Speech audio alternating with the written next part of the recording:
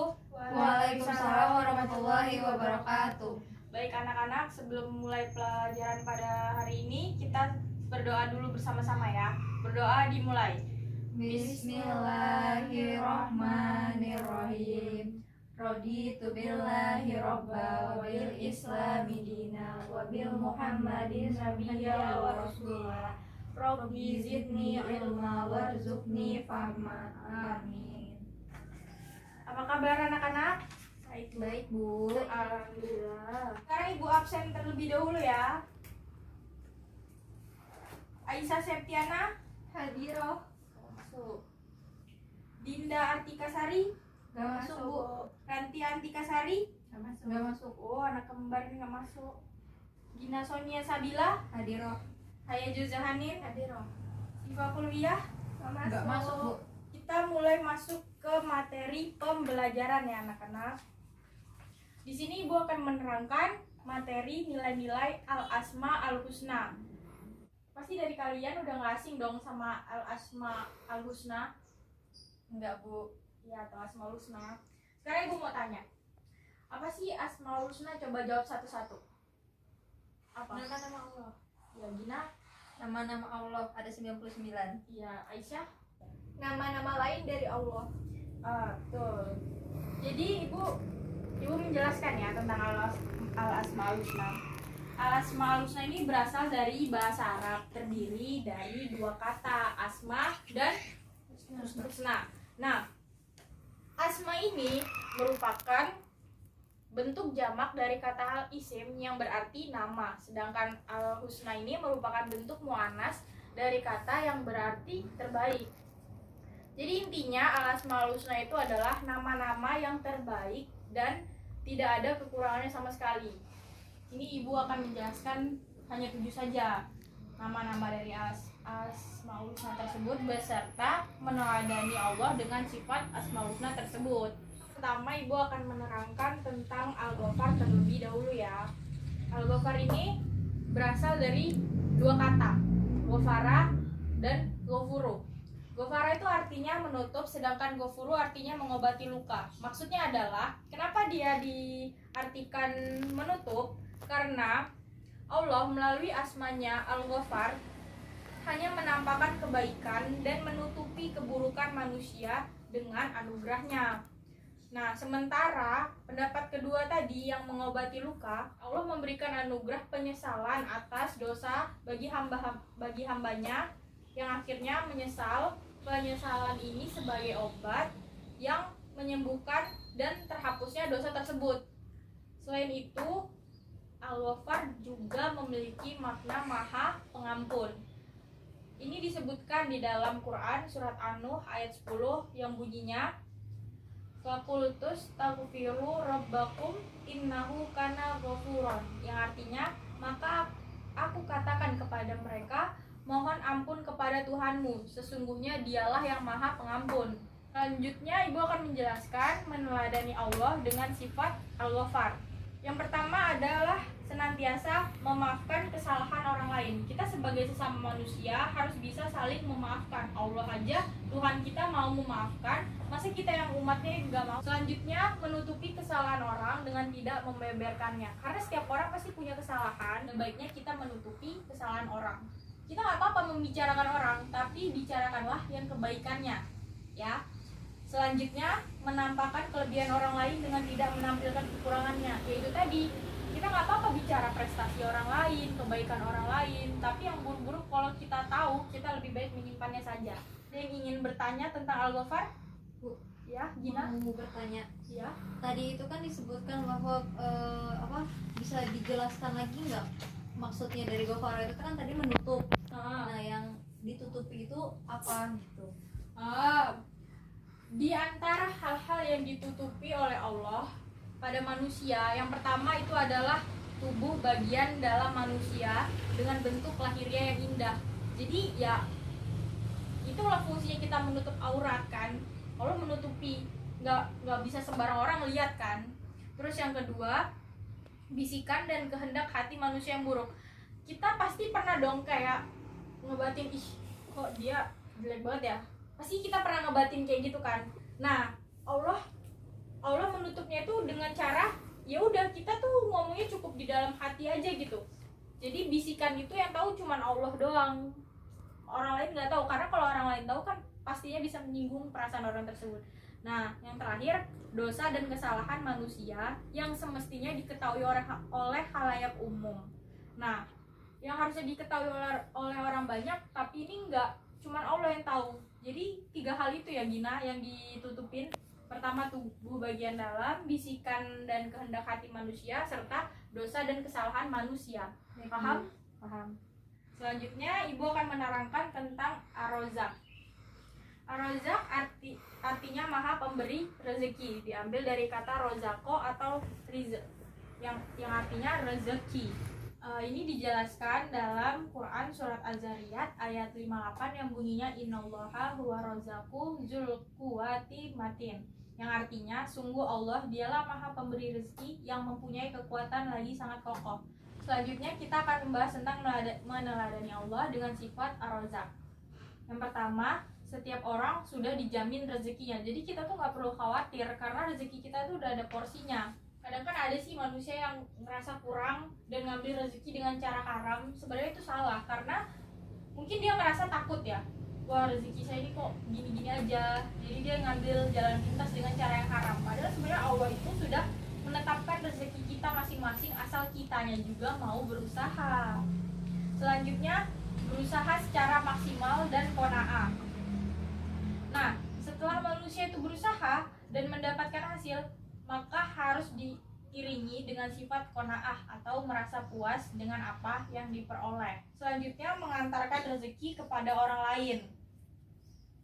Itu udah sepatutnya manusia menjadi penyebab sampainya rezeki yang ia terima kepada orang lain. Semakin banyak orang memberikan rezeki, maka semakin dia meneladani sifat dari Ar-Razzaq tersebut. Sampai di sini ada yang mau bertanya tentang Ar-Razzaq? Saya Bu, Ya. tadi kan Ibu bilang qanaah itu artinya merasa puas. Iya. Nah, itu tuh maksudnya kepuasannya itu seperti apa sih? Baik Aisyah, maksud kepuasannya tersebut itu dia puas terhadap usaha yang maksimal dan juga halal. Dia merasa puas atas usaha yang maksimal dan halal. Terus yang kedua, keberhasilan yang dia miliki atau rezeki dari usaha yang maksimal itu sendiri.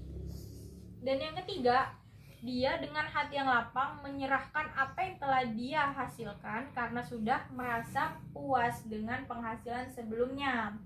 Jadi usaha yang maksimal yang tidak disertai dengan keberhasilan atau kepemilikan hasil usaha, maka ia belum dikatakan qanaah. Apalagi jika seorang menyerahkan apa yang dia peroleh tidak dengan hati yang lapang atau tidak ikhlas. Paham Aisyah? Paham Bu. Selanjutnya ada Al-Malik.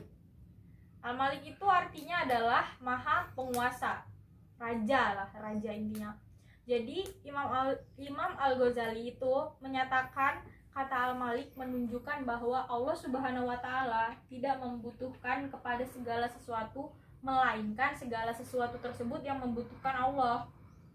Tidak hanya itu, segala wujud yang di muka bumi ini bersumber dari dirinya dan menjadi pemilik dari seluruh wujud tersebut.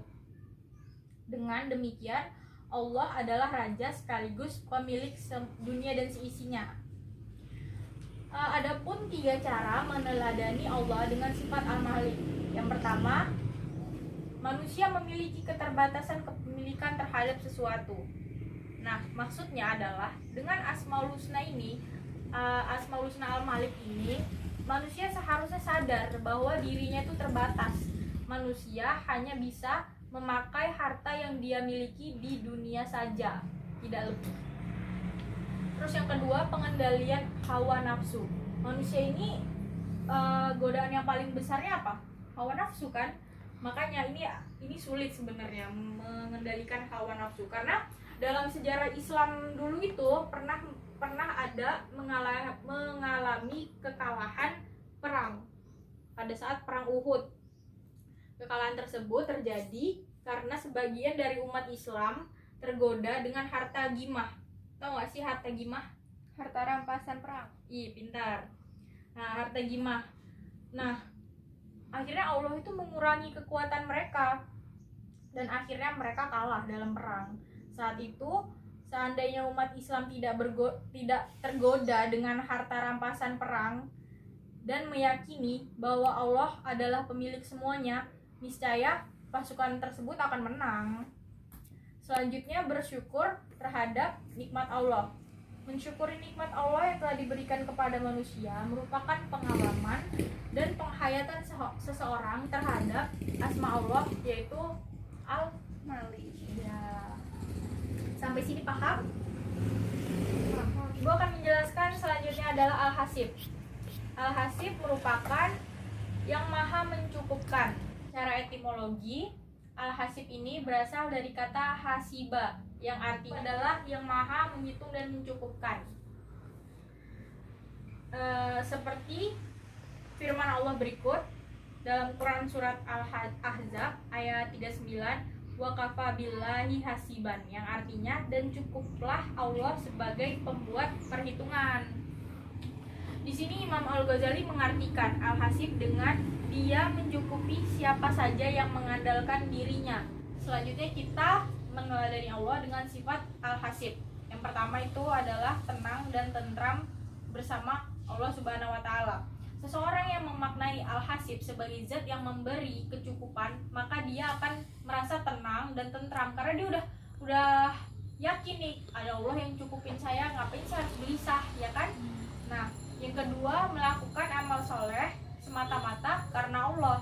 Jadi seseorang yang memaknai Al-Hasib dengan makna perhitungan, maka ia meyakini bahwa sesungguhnya Allah akan menghitung setiap amal saleh manusia. Yang ketiga, melakukan introspeksi diri secara terus-menerus. Kita tuh juga harus loh melakukan introspeksi terhadap diri kita, karena biar kita tuh tahu kesalahan kita. Jadi kita nggak cuma melihat kesalahan orang, kita harus bisa introspeksi kesalahan kita tuh apa aja ya gitu. Paham? Selanjutnya ibu akan membahas tentang Al-Hadi. Al-Hadi itu diartikan dengan petunjuk jalan, karena ia selalu berada di depan memberikan petunjuk.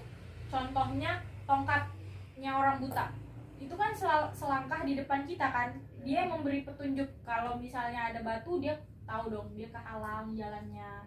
Nah, seperti itu. Berikut ibu akan menjelaskan 3 meneladani Allah dengan sifat Al-Hadi. Yang pertama, meyakini bahwa petunjuk Allah itu banyak sekali. Seperti kalau misalnya nih, kita lagi kebingungan, yang kita lakuin adalah sholat istikharah, sholat hajat. Karena kan kita bingung nih, kita butuh petunjuk. Sama siapa sih kita bertanya? Ya udah, kita melakukan istikharah. Emang Allah nggak langsung menjawab, cuman kan Allah tunjukkan nih langkah-langkahnya yang kita harus kemana gitu. Terus yang kedua, meyakini bahwa agama merupakan bentuk atau hidayah tertinggi. Nih ada 4 nih petunjuk yang diberikan oleh Allah kepada manusia. Yang pertama itu naluri, yang kedua panca indera, yang ketiga akal, dan yang keempat agama. Kalau naluri itu kan hati ya, sedangkan panca indera itu kayak anggota tubuh misalnya kan. Terus kalau akal, ya akal cara kita berpikir, sedangkan agama itu adalah pedoman kita. Kalau kita berakal, tapi kita tidak beragama, itu sama aja bohong, karena tidak ada pedoman dalam diri kita. Yang ketiga itu memberikan petunjuk kepada orang lain dengan sungguh-sungguh tanpa pamrih. Orang yang memiliki ilmu berkewajiban menyampaikan ilmunya sebagai petunjuk untuk membawa orang dari kegelapan menuju cahaya. Selanjutnya ibu akan membahas tentang Al-Khaliq. Al-Khaliq ini secara etimologi berasal dari kata kholak atau kholako, yang artinya mengukur atau menghapus. Kemudian makna ini berkembang dengan arti menciptakan dari tiada menjadi ada, menciptakan tanpa suatu contoh terlebih dahulu. Tentang Al-Khaliq ini meneladaninya ada 2. Pertama, menciptakan hal-hal yang baru yang lebih inovatif. Nah, kalau untuk menciptakan hal-hal yang baru yang lebih inovatif itu kan diperlukan pengetahuan dan kemampuan. Nah, selanjutnya meyakini bahwa Allah itu adalah satu-satunya pencipta yang hakiki. Meskipun manusia nih memiliki peran dalam penciptaan, manusia hanya menciptakan hal-hal yang masuk akal lah ya, seperti robot yang, tapi manusia nggak bisa menciptakan matahari bulan, tetap yang hakiki itu Allah. Kita udah sampai ke pembahasan yang terakhir tentang Al-Hakim. Al-Hakim ini berasal dari kata hakam yang maknanya secara umum berarti menghalangi.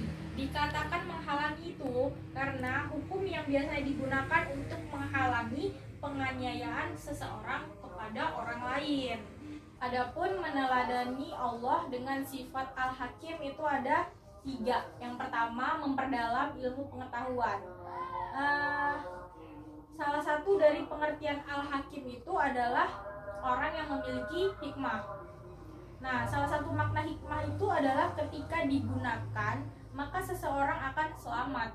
Untuk selamat, pasti orang akan memilih yang terbaik, dan jalan yang terbaik hanya ditempuh oleh orang-orang yang berilmu. Yang kedua, bertindak profesional dalam hal apapun. Seseorang muslim yang meneladani Allah sebagai Al-Hakim bukan hanya memiliki ilmu yang sekedarnya saja, melainkan ia harus memiliki keahlian dan profesionalitas khususnya pada bidang-bidang tertentu, sehingga ketika dia melakukan sesuatu itu tidak dilakukan dengan coba-coba, dia yang pasti gitu loh, nggak coba-coba yang kayak nggak ragu dia. Terus yang terakhir, bersikap bijaksana. Kebijaksanaan ini akan terrealisasi melalui keyakinan yang penuh bahwa pengetahuan dan tindakan yang diambilnya berada pada jalan yang benar. Apabila ini terjadi, maka dia akan tampil di depan publik itu dengan percaya diri dan tidak ada keraguan sama sekali, dia percaya diri. Sampai di sini penjelasan Ibu paham? Paham. Masih ada yang ingin ditanyakan lagi? Cukup. Jadi paham semua ya? Ya. Oke, sebelum Ibu tutup pertemuan kita pada hari ini, Ibu mau berpesan nih sama kalian. Sebagai seorang murid, kalian tuh harus bermimpi setinggi-tingginya dan mengejar ilmu walaupun sampai ke negeri Cina. Karena yang namanya ilmu itu kan akan terpakai sampai kita meninggal nanti kan. Jadi ya itu nggak akan sia-sia kalau kita mengejar ilmu, tapi diseimbangkan. Jangan hanya ilmu dunia saja, ilmu akhirat juga. Ini kita harus tetap seimbang. Baiklah, mari kita tutup pembelajaran hari ini dengan sama-sama membaca doa kafaratul majlis. Doa dimulai. Bismillahirrahmanirrahim. Subhanakallahumma wa bihamdika asyhadu an la ilaha illa anta astaghfiruka wa atubu ilaik. Akhiri, wassalamualaikum warahmatullahi wabarakatuh. Waalaikumsalam warahmatullahi wabarakatuh.